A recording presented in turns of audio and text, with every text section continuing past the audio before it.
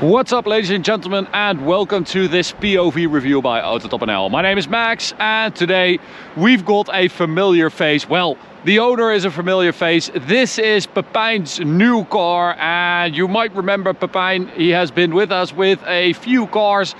He started out with an M135i. He then had a M140i with like 600 horsepower. He had a tuned X5M, which we drove as well, an RS6 C7 in almost the same spec as this car is, a crazy X3M, and of course the Ring Caddy, which we drove twice with the diesel engine. That is just one of the most fun cars we've done in recent years. So the man buys a lot of cars and then he mods them, and he always brings them to us, which I really like. So today we've got this Audi S8 Plus, which you don't see that often. This is a sort of RS8 S8 basically. It's also built at the Audi Sport factory and not at the regular Audi plant. So it's basically an RS8 without calling it that, and that makes it really cool. So this car in black, and Pepijn blacked everything out. So we've got a black grille, the black front bumper. I'm surprised that the Audi logo and the S8 badge are still in chrome though. And then we've got these black wheels as well. These are the S8 Plus wheels, 21 inch with 275 tires at the front, Michelin Pilot Sport 4S. And then we've got beautiful carbon ceramics, really nice to have on this 2-ton car. And Pepijn also painted these brake calipers to match his interior. But these brakes are really nice. The S8 Plus gets a retuned adaptive air suspension, V8 T badge. We do have the aluminium mirrors, which I really like. They don't do that anymore, but I think it looks so cool. And you can see that Pepijn also installed this tint on his front window, which I don't know, I'm not the biggest fan of. It's really blue. And you can see it from the inside as well. It's a bit distracting, so I'm not a big fan of that. We've got black window surrounds, privacy glass. I mean, it is a very black car. This black exhaust tips as well, and an S8 badge there. But it is such a nice car, the S8. Really cool. And this interior spec is just gorgeous as well. So we've got an Alcantara steering wheel with an S8 badge, really nice and thin rim, which I quite like.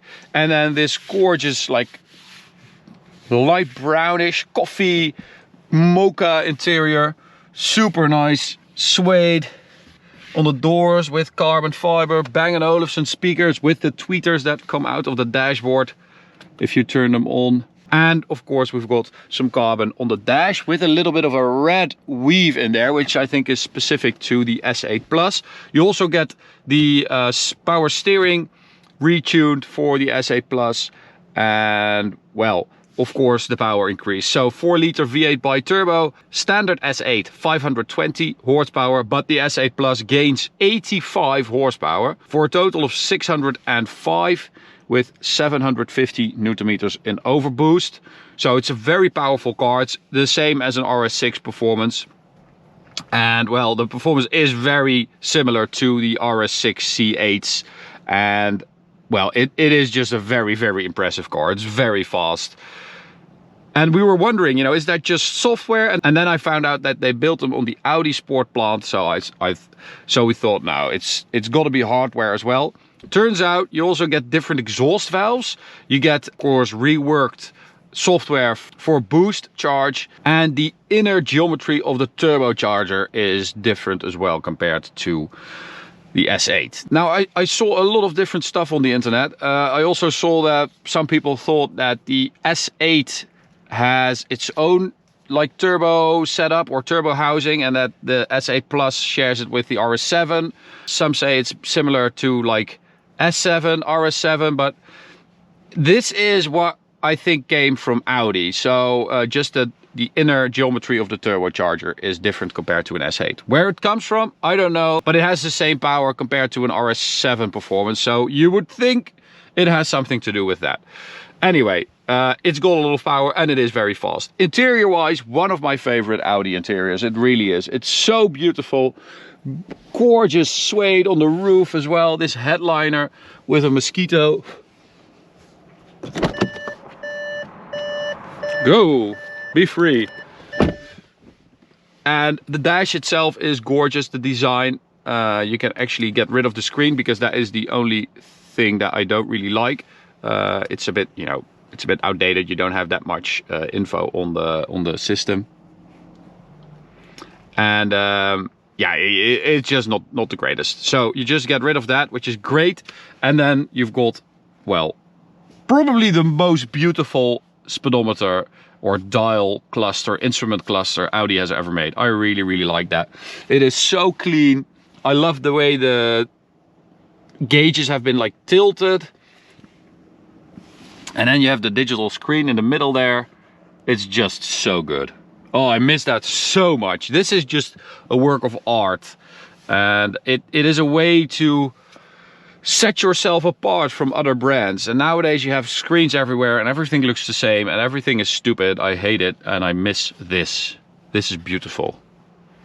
Okay, so that was the Grandpa Max misses the old days segment of this review. Now let's start with the sound part, because this car also has a mid pipe. It is a very, very good mod. You keep the stock downpipe, you keep the stock back box, and you just have a mid pipe that completely transforms the sound of the car. So lovely startup there. Now if we go to neutral, and then we need the screen, so we go to comfort.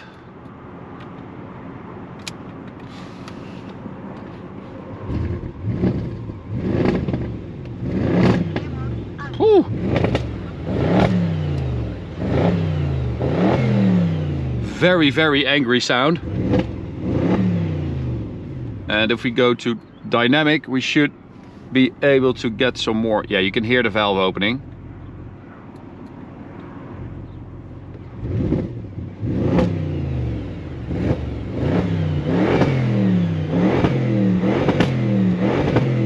Oh,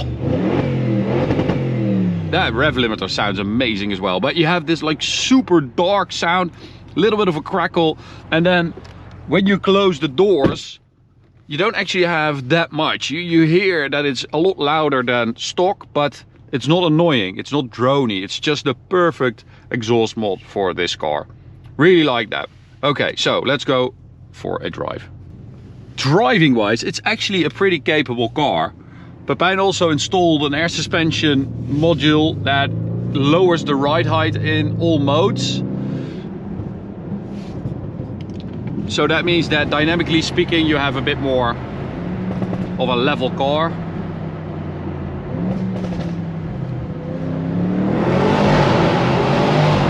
Oh, that sounds so good. It's such a dark sound.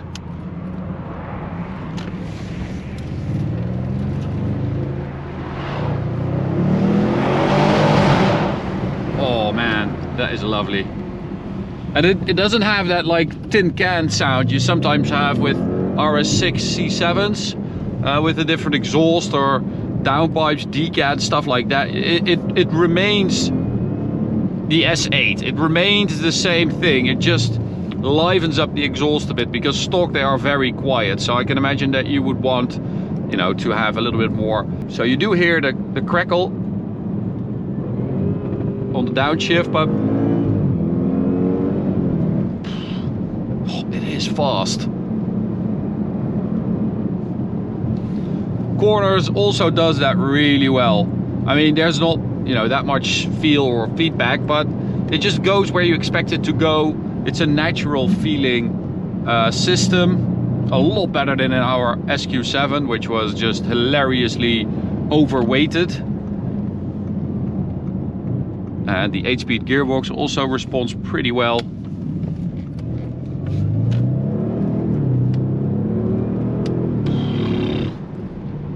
Such a nice car. I do love an S8, and this S8 Plus just really brings it up to the next level, because It's a big difference, 520 or 6.5.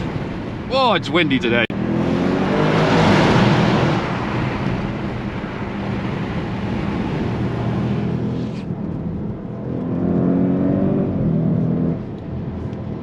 Just so much traction as well. I actually I just figured out I really prefer an S8 to an RS6 or RS7. I think it's been a while since we've driven one of these, and I really like this.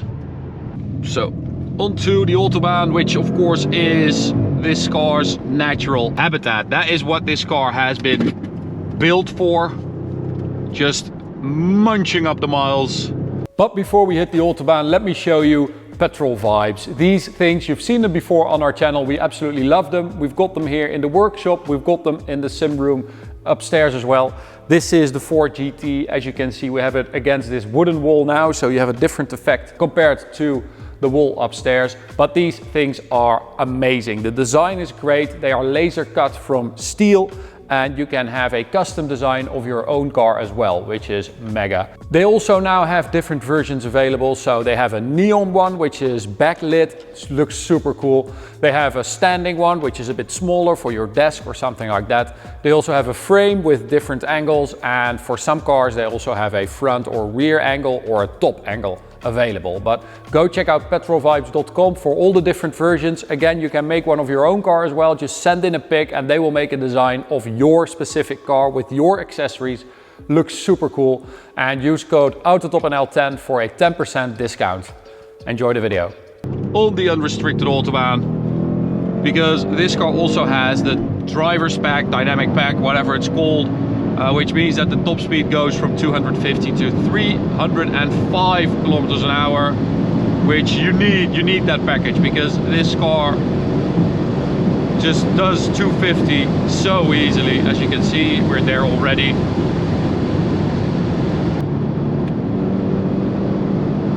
It just pulls so hard and it doesn't really stop pulling.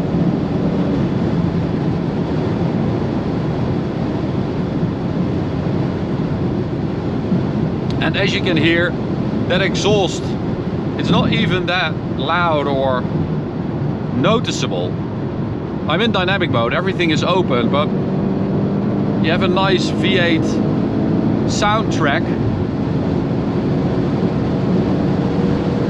But it's not that crazy, which I really like. I think this is a really good setup. He's pushing his 330D.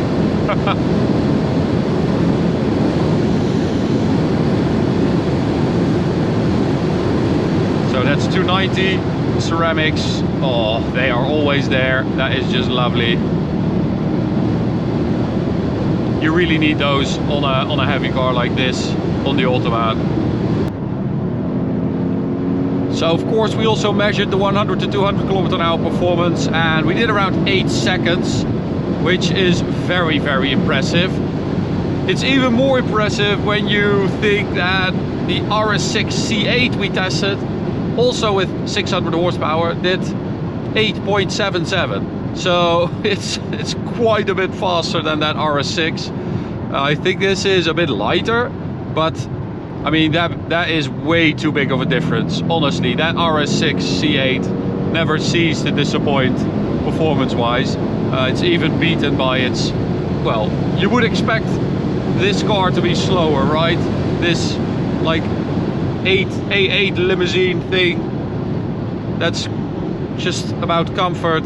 It's not even an RS car, and it beats the new RS6. But I guess that's also down to all the new EU regulations and OPF and stuff like that.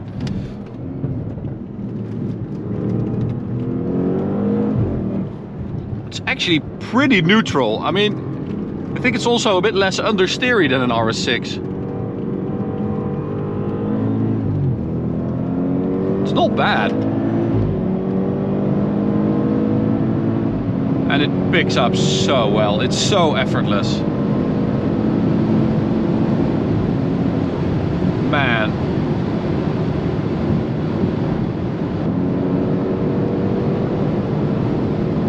Let's see if we get some space on this side. It's quite busy today, but you don't need that much space to get close to the 300 km/h mark.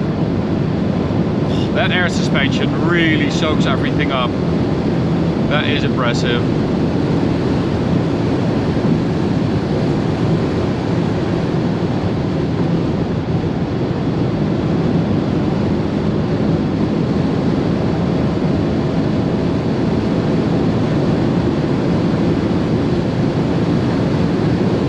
So shift at 290.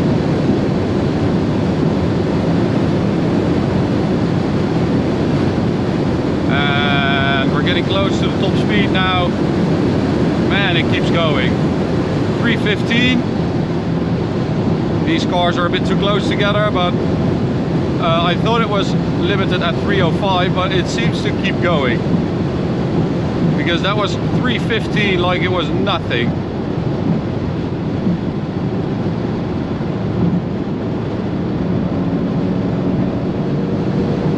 And that is what I mean when I say the performance is so effortless. It's like it's not even straining itself to do this. It's what it likes to do. Amazing car. Pepijn, you've bought an amazing car again. I'm curious to see if you will keep it longer than 6 months this time. But we'll see. Really, really awesome car. Thanks for letting us test it again. To you guys, thanks for watching. Hope you enjoyed it. You can subscribe by clicking the big button in the middle. You can also check out this video on the right or this playlist on the left. See you at the next one. Bye.